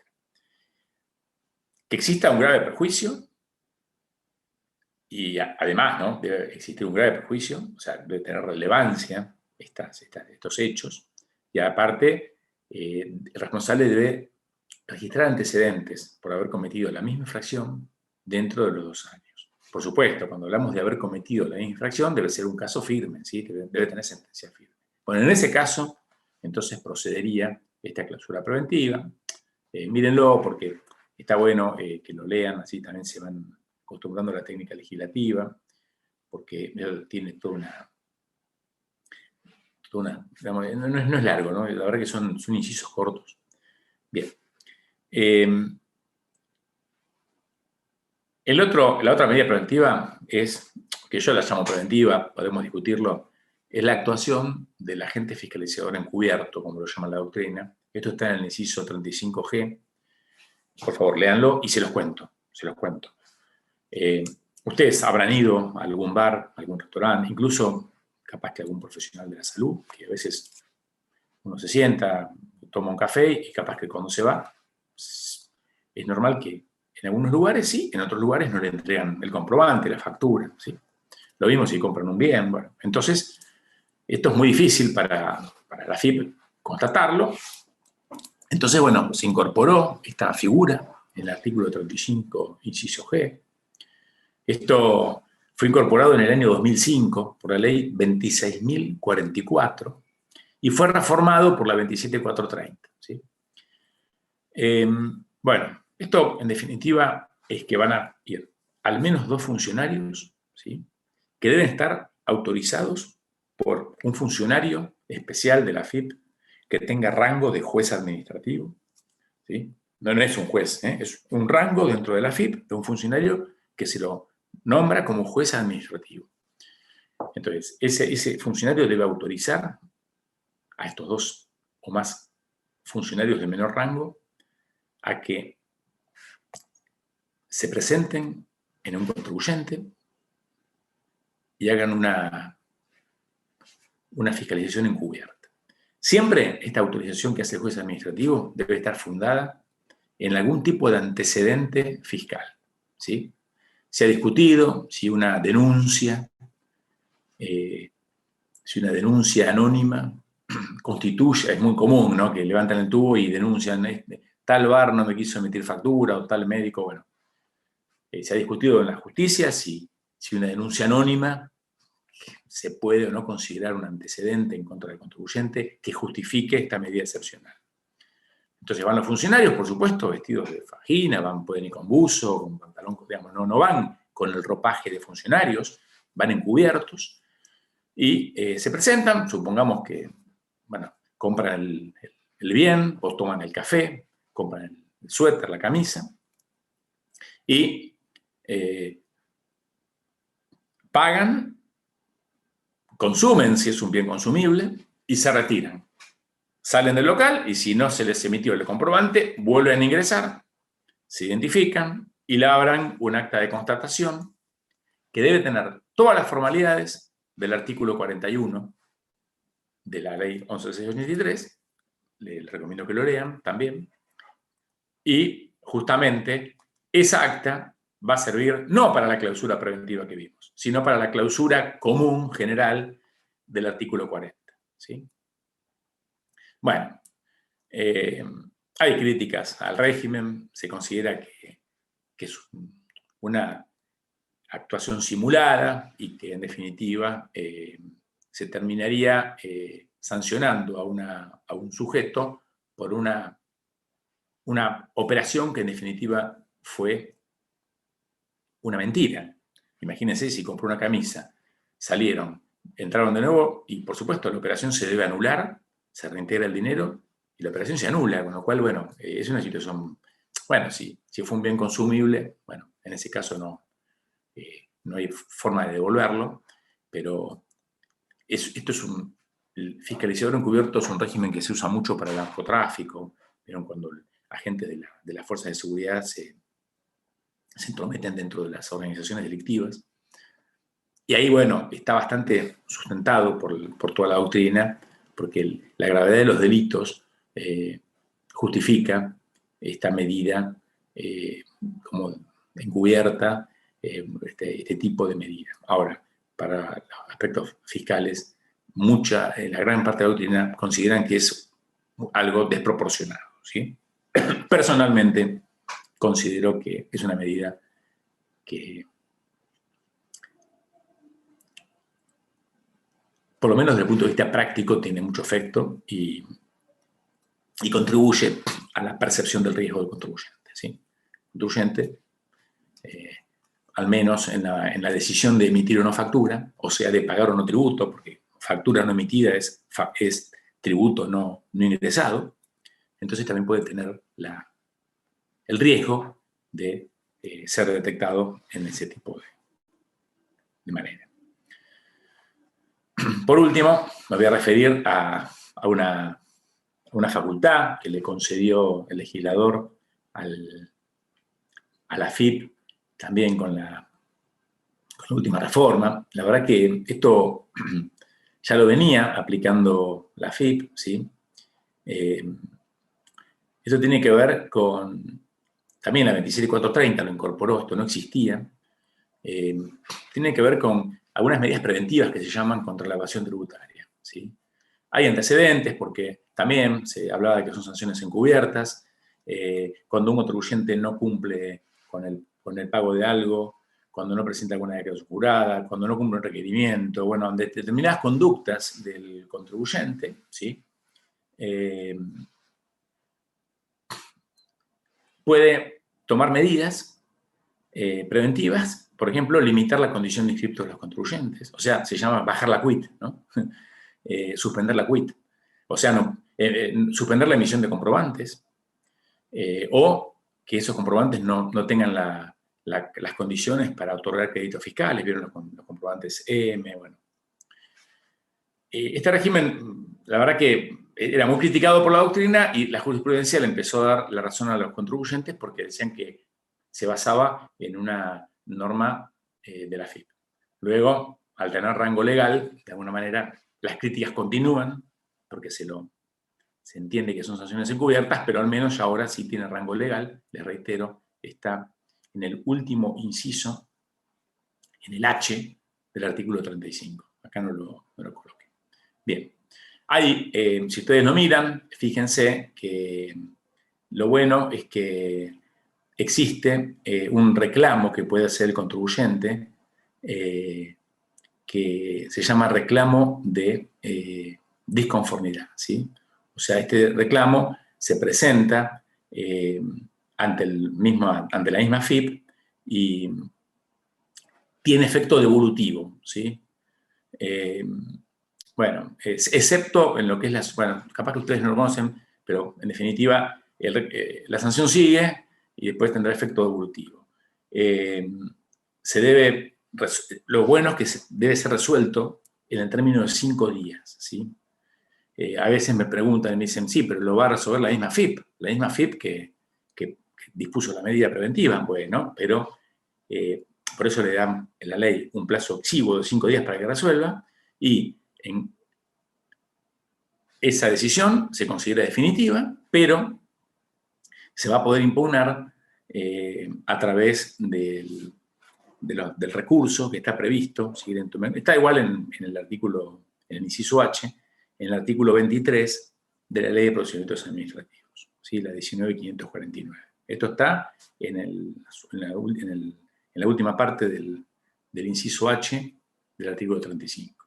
O sea, es una medida preventiva, pero se puede presentar una disconformidad y si la FIP sostiene la medida, se puede impugnar por medio de los procedimientos judiciales que están previstos en el artículo 23 de la Ley 19.549. Bien. Bien, ahora vamos a... no tendría mucho sentido todo esto si ustedes no hacen después la lectura correspondiente de los artículos, que les vuelvo a repetir, no es mucho, pero sí afianzan un poquito los conocimientos, ¿sí? Cualquier duda que surja, me las canalizan a través de Jimena y después yo se las voy a contestar en algún espacio de la U24 o se las paso a ella misma. Así que queda abierta la situación para contestar para cualquier duda que surja cuando hagan la lectura posterior de los artículos, que no son muchos, pero bueno, son bastante específicos. Bien. Ahora vamos a ver un poquito lo que es el inicio de la inspección, ¿no? Digamos, porque nosotros hablamos de todas las facultades de fiscalización, pero bueno, acá les pido que vayan al artículo 36, continuación, o sea, pasen el 36, que se refiere a algunas obligaciones que tienen el contribuyente de cómo deben mantener operativos todos sus sistemas. Léanlo, ¿no? El 36 no tiene sentido, es bastante específico. Tiene que ver con la obligación que tienen los responsables de poner a disposición, siempre tener habilitados y a disposición los sistemas informáticos, magnéticos, ¿no? Antes era fácil, uno iba, miraba los libros, ahora es como que, bueno, como depende mucho de los sistemas informáticos, bueno, hay un artículo específico para que el organismo recaudador pueda tener a disposición y en términos de lectura posible todos los sistemas informáticos. Pero a mí me interesa el que está a continuación, ¿sí? Del 36, porque esto también fue un artículo que fue sustituido también por la 27.430 y le dio, lo que tiene es el rango legal que tiene que el inicio de inspección sea a través de una orden de intervención, ¿sí? O sea, por eso acá les puse, ¿sí? Esto está dado por el artículo 36.1, léase. A veces ponemos el artículo agregado a continuación del 36. Esa es la forma correcta de expresarlo. A veces, cuando es poco el espacio, le ponemos artículo 36.1, ¿sí? Que significa que no es el 37, sino que es el que viene después del 36, ¿sí? Y a veces hay otro agregado, entonces es 36.2, ¿sí? Bueno.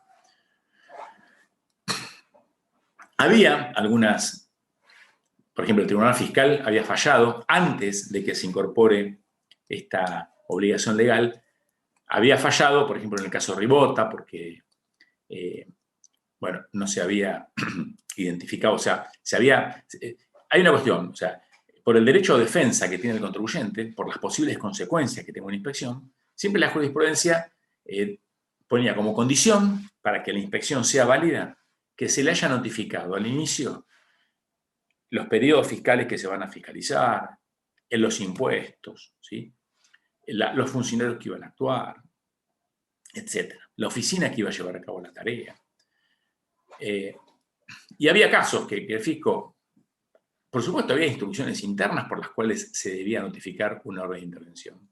Pero algunos casos en que esa orden de intervención después cambiaba de impuestos o se ampliaba y el fisco no lo acompañaba con una ampliación formal, daba lugar a varios fallos que han decretado la nulidad de lo actuado. Ahí es que se reforma esta norma, que ahora nos vamos a meter un poquito en eso. El otro aspecto, estas son algunas anotaciones que les dejo para el final. Esto que les decía hoy, que los requerimientos nos gusten o no, vulneren algún principio, nos estén pidiendo documentación que nosotros entendamos que no tiene trascendencia tributaria o que vulnera la intimidad del contribuyente. Bueno, son actos preparatorios, no se pueden impugnar. Lo que puede hacer un contribuyente es cumplirlos o no cumplirlos. En caso que no lo cumplan, si eventualmente la FIP intenta una sanción o hace una determinación de oficio sin considerar algunos elementos en función de no haber cumplido con el requerimiento, bueno, cuando se impugne la sanción o cuando se impugne ya el acto final, no acto preparatorio, sino el acto de la sanción, el acto determinativo, que ya no son actos preparatorios, son actos finales, ¿no? Entonces, en esa impugnación el contribuyente va a poder incluir, además de todas las cuestiones técnicas que crea convenientes, todas las discrepancias que tenga con todo el procedimiento llevado a cabo durante la fiscalización, inclusive si hubo requerimientos abusivos, inapropiados, etc. ¿Sí? Bien. Actualmente, este artículo que se agregó a la ley es muy interesante porque hoy el fisco tiene la obligación ya legal, ¿sí? Por un lado, la orden de intervención debe estar en un formulario, que por supuesto puede ser en papel o digital, que debe tener fecha cierta en la cual se dispone la medida. ¿Quiénes van a ser los funcionarios? ¿Sí? Hay que identificarlos fehacientemente con nombre y apellido. ¿Sí? También hay que identificar al sujeto fiscalizado en forma taxativa, ¿no? Bueno, vamos a mirar a vamos a inspeccionar a los que tienen fábrica de calzado en tal ciudad, no, tiene que estar específicamente identificado el fiscalizado, su CUIT, ¿sí? Que es la clave única de identificación tributaria, domicilio fiscal. Y lo más importante, ¿no? Todo es importante, son elementos todos concomitantes y necesarios, los impuestos y los periodos que se van a verificar. Entonces, desde el primer día, el contribuyente, desde el primer día debe saber todos estos elementos, y especialmente quién los va a fiscalizar, qué impuesto y qué periodos, ¿sí? Esa orden de intervención debe estar suscrita por el juez administrativo que dispuso la inspección, ¿sí?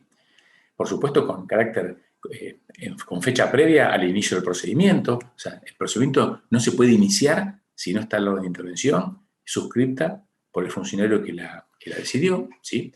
Y debe ser notificada al contribuyente en forma fehaciente. Bueno, ustedes ya van a ver que la ley de procedimiento prescribe o tiene distintas formas de notificación, ¿sí? Bueno, entonces, cuando hablamos de notificada en forma fehaciente, es notificada de acuerdo a lo que prescribe la ley de procedimiento, o sea, la ley 11.683. Bien. ¿Qué otro aspecto también me deja sentado esta incorporación legal?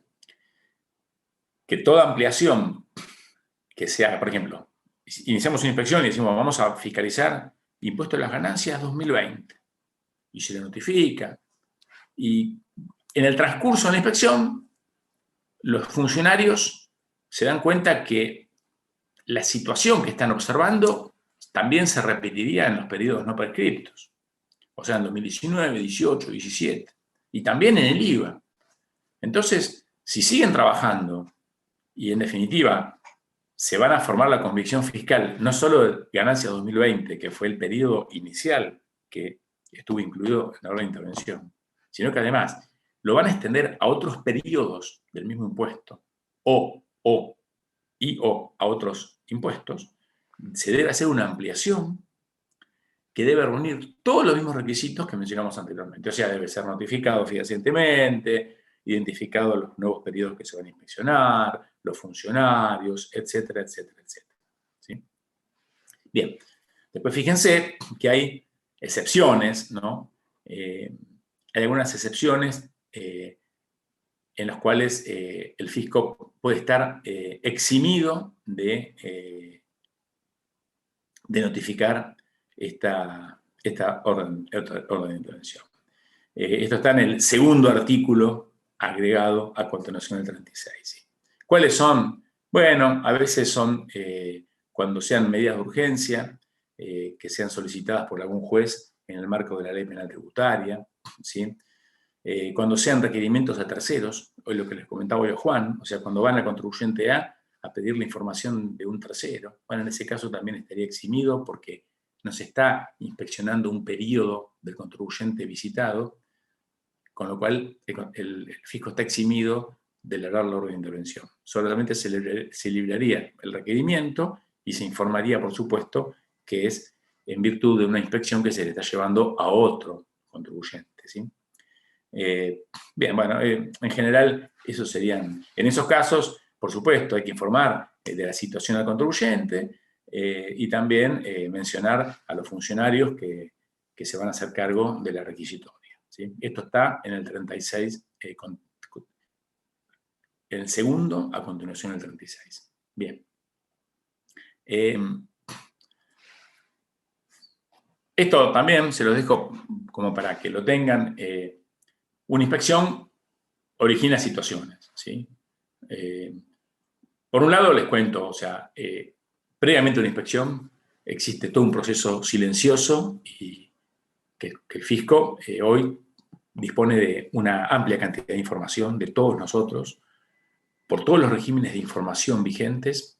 O sea, el fisco sabe en el momento que salimos del país, en el momento que regresamos. El fisco habló en la FIP, o sea, la FIP, en forma automática. Si hacemos una importación, si hacemos una exportación, si compramos una propiedad, si la vendemos, si compramos un auto, si lo vendemos, si mandamos los chicos a un colegio privado la cuota, si son expensas relevantes también, los consumos con tarjetas de crédito, inversiones financieras, transacciones bancarias. Bueno, sería interminable la cantidad de operaciones que en tiempo... Y bueno, por supuesto, muchas veces uno va al supermercado y nos piden el DNI cuando vamos a hacer la compra. Bueno, automáticamente eso va a ser una factura electrónica, una factura identificada, va a estar en poder del fisco. O sea, todas las facturas que recibimos y las que emitimos, etcétera, etcétera. Entonces, toda esa información, más intercambio de información con otros países, en los cuales tenemos convenio de intercambio de información tributaria, denuncias que muchas veces son denuncias de la competencia, a veces son denuncias, relaciones humanas de alguna parte que se sintió traicionada por un cónyuge y, bueno, me tocó viajar a Junín una vez por una denuncia de ese tipo, donde había, pero croquis, había toda una cantidad de información tremenda que daba cuenta de un lugar donde se escondían determinados bienes. Entonces, cuando nos golpean la puerta y tenemos la inspección, muchas veces eso se debe a toda una tarea previa de investigación que hace el fisco. Hoy se está trabajando mucho con vectores y con lo que se llama la minería de datos, ¿sí? La minería de datos es el análisis inteligente de los datos. Y tengan en cuenta que una vez que se inicia la inspección, les vuelvo a reiterar que se origina seguramente por algún indicio, se originan algunas situaciones. Por ejemplo, hay un límite a lo que es la vista de las actuaciones. No lo vamos a desarrollar, esto solamente se los cuento. A partir de ese momento, el contribuyente tiene la facultad de solicitar la vista de las actuaciones, porque justamente es una facultad que tiene el administrado, de acuerdo al artículo 38 del decreto reglamentario de la Ley de Procedimientos Administrativos. Es el decreto 1759. Se limita la presentación espontánea, me cambia o me disminuye o se compromete el régimen de sanciones, digamos, interfiere en el régimen de sanciones por omisiones materiales, por cuanto la reducción o la exhibición de esa sanción tiene que ver con si estoy o no bajo inspección. Y también me limita la posibilidad de apelar al régimen de consulta vinculante que está en el artículo 4, continuación de la ley de procedimiento. Estos son aspectos puntuales, específicos, que posiblemente no lo lleguen a ver, pero sí los invito. Son 3 artículos y es interesante. Bien. Como les decía, el proceso en sí de inspección tiene una etapa de investigación. En base a esa etapa de investigación se seleccionan los casos, ¿sí? Hay, por supuesto, siempre esa selección fue objetiva y subjetiva, ¿sí? Bueno, cada vez con la minería de datos, la parte subjetiva va perdiendo influencia y cada vez la selección de casos tiende a ser, o debería tender a ser más objetiva. También dentro de la investigación está la interacción con otros organismos, ¿sí? Y por supuesto, existe dentro de cualquier administración tributaria la conformación de equipos especializados que se dedican a sistema financiero, sistema minero, etcétera, etcétera. La orden de intervención es todo el proceso que se va a abrir con la orden de intervención y la inspección tiene un inicio, un desarrollo y una finalización. Con la finalización tenemos el descargo, ¿sí? ¿Qué significa el descargo? Es cuando los funcionarios que tuvieron encomendadas esa inspección entienden que ya agotaron todas las medidas que podían tomar, tienen todo el legajo, todo documentado, todo formal, porque eso, en definitiva, si hay algún litigio y se va a la justicia, va a servir de prueba, tanto para el fisco como para el contribuyente, ¿sí?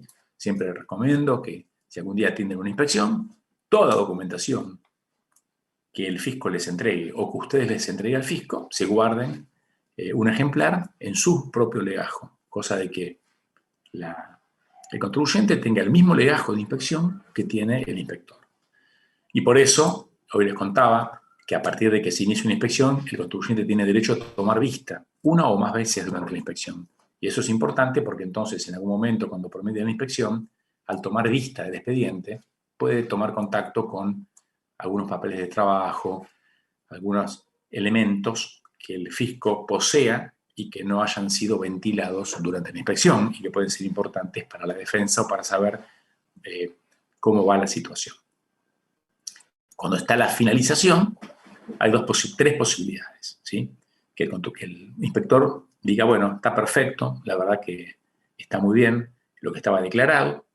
Bueno, podría ser que el contribuyente se equivocó y pagó de más, lo cual no es habitual ni me pasó nunca.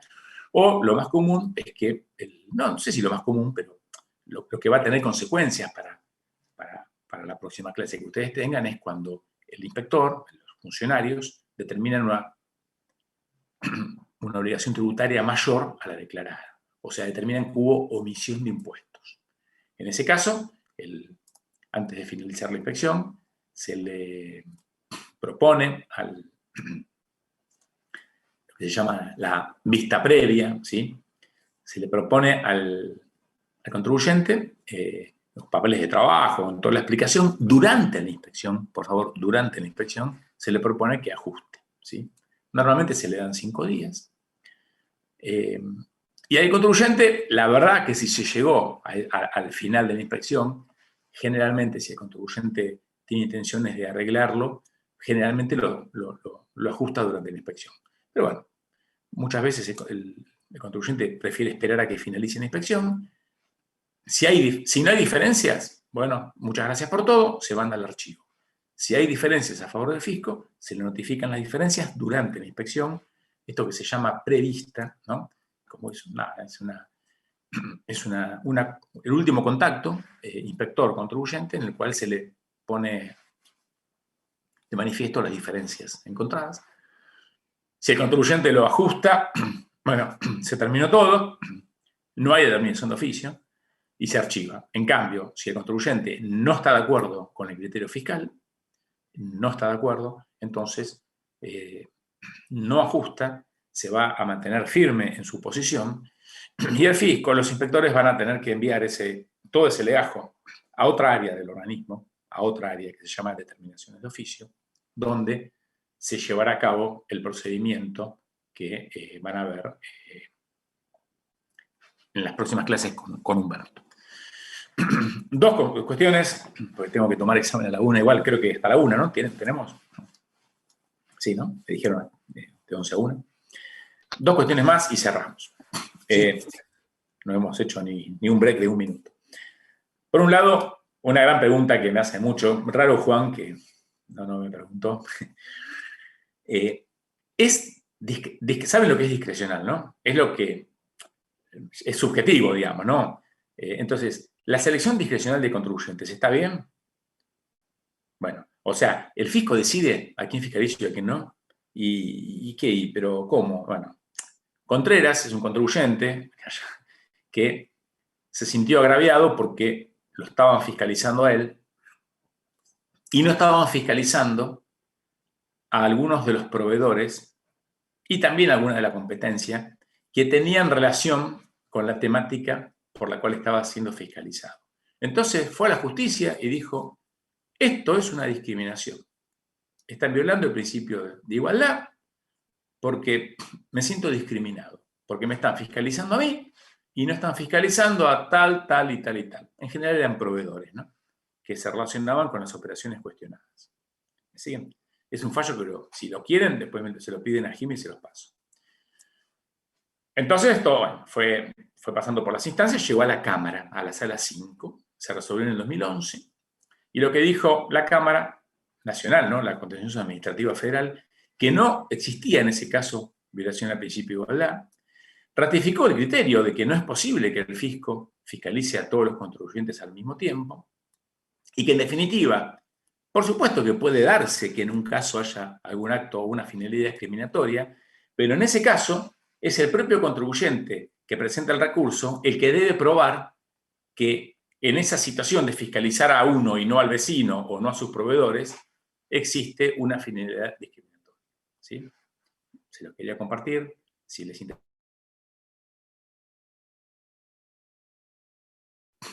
Y por último, más allá de todo lo que charlamos y en esto que como comenzamos quiero terminar, en este estatuto del contribuyente, en esta conformación de normas que hacen a este todo que les estoy contando, en cada actuación que hace el fisco durante sus facultades de verificación y fiscalización se va a encontrar con límites constitucionales y legales. Constitucionales, bueno, no se puede vulnerar el derecho a la intimidad, información que no tenga trascendencia tributaria o que vulnere justamente ese derecho. No se puede violar el domicilio, debe ser con un respeto total al domicilio, excepto, por supuesto, que la justicia determine una medida de fuerza como un allanamiento. Se debe también respetar el secreto de correspondencia y el derecho a no declarar contra sí mismo. ¿Qué significa? Que el contribuyente en un punto de la inspección, si ve que esto está yendo para una causa penal, bueno, podría presentar una nota diciendo, bueno, a partir de ahora no voy a contestar nada porque tengo un derecho constitucional a no declarar contra mí mismo y cualquier documentación adicional que yo entregue tendría indirectamente ese efecto. Y además hay límites fiscales. El secreto fiscal, el secreto bancario, el secreto profesional y el secreto del protocolo notarial. El secreto bancario, profesional y el protocolo notarial muchas veces ceden ante determinadas circunstancias y bajo determinados requisitos. Bien, creo que hemos podido abordar en forma muy integral el tema. No sé si tienen alguna duda.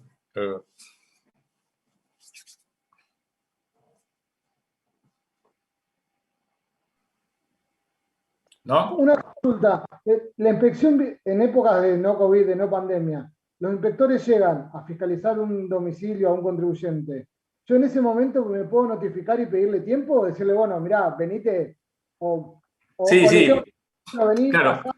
Sí, por supuesto. Viste, hay varios aspectos que podríamos ampliar, ¿no? Esto es un tema muy, muy generoso. La última parte del artículo 33 incluso dice que los libros, cuando hablamos de los libros, dice que los libros deben estar a disposición, ¿sí? Dice, los libros y documentación a que se refiere deben permanecer a disposición de la FIP. Ni siquiera para ir a verificar un libro, que la ley dice que deben estar a disposición, el fisco puede ir, presentarse y decir, bueno, quiero verlo hoy. Porque rige el derecho del contribuyente a, primero, obtener al autorizado, al apoderado, a la persona que lo atienda, tiene que compatibilizar con un espacio físico para atenderlo, con la agenda de los... Así que sí, siempre tiene el derecho a decirle, mire, está bien, yo me notifico si quiere de la inspección, pero déjeme un requerimiento. Hoy no le digo nada. Sí, por supuesto. Sí. Gracias, Patricio. No, por favor. Bueno, chicos, les agradezco muchísimo la atención, la verdad que me hayan preguntado, eso habla de que, bueno, de que les interesó el tema. Así que, bueno, fue un gusto, espero que le hayan pasado bien, que hayan podido entender esto, y les reitero la necesidad de que traten de leer los artículos involucrados. Si ven, yo les voy a pasar estas filminas, pero más que todo con el efecto de que tengan el documento donde se citan a los distintos artículos que hacen a lo que tienen que estudiar. Bueno, que tengan un buen fin de semana y seguramente nos vamos a ver en otra oportunidad. Muchas gracias. Muchas gracias. Igualmente. Chao. Gracias. Gracias, profe. Chao, gracias. Chao, gracias. Bueno.